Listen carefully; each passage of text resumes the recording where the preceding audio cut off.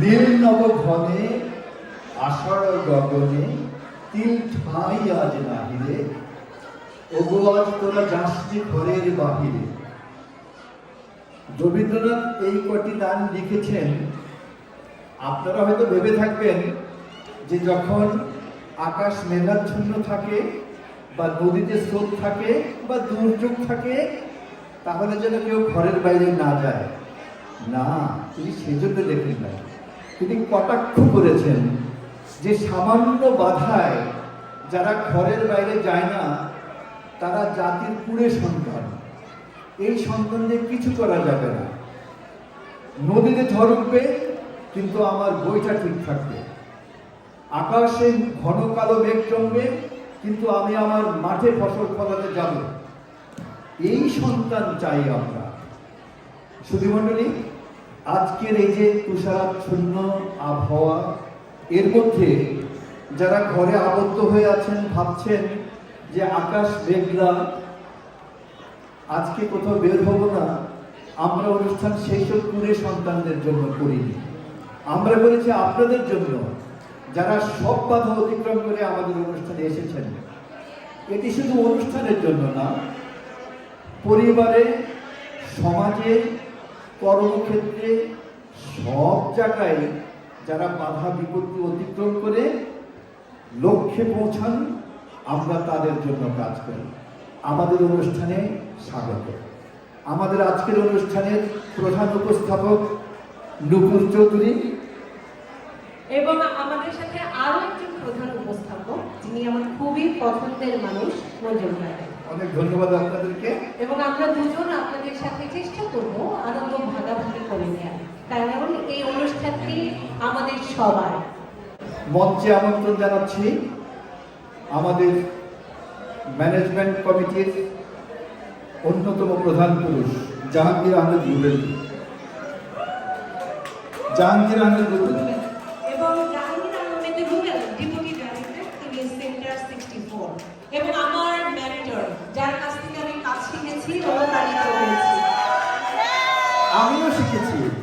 আমি যখন জয়েন করি তখন জাহাঙ্গীর ভাই ছিলেন পুরনো, আমি ছিলাম নতুন।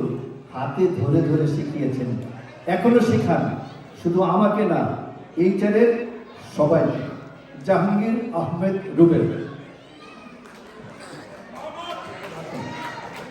স্বাগত ভাষণ। শুভ সন্ধ্যা।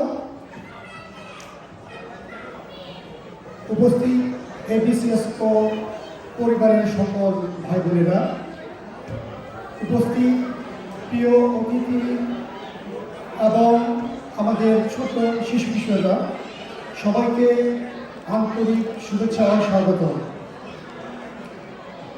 এবিসিএস American Bangladeshi civil service cultural organisation, এটি একটি শুধু অর্গানাইজেশন বা সংগঠন নয়, এটি একটি পরিবার, ভ্রাতৃত্বের বন্ধন। এবং এই প্রবাসের থেকে আমরা আমাদের সংস্কৃতি, ঐতিহ্য এবং মূল্যবোধকে একসাথে লালন করার একটি সুন্দর প্ল্যাটফর্ম। এবং আমরা প্রতি বছরই আমাদের এই পারিবারিক মিলনমেলার আয়োজন করে থাকি। আমাদের যাত্রা শুরু হয়েছিল 2011 সালে, কিন্তু আমরা বড় সড়ক করে আমাদের এই পারিবারিক মিলনমেলা প্রথম আয়োজন করেছিলাম 2024-এ, যেটার নাম ছিল প্রীতিময় গীতিময়। এবং এরপরে 2025-এ আমরা ছন্দিত স্পন্দিত দিয়ে আমাদের পারিবারিক মিলনমেলা করেছিলাম। এবং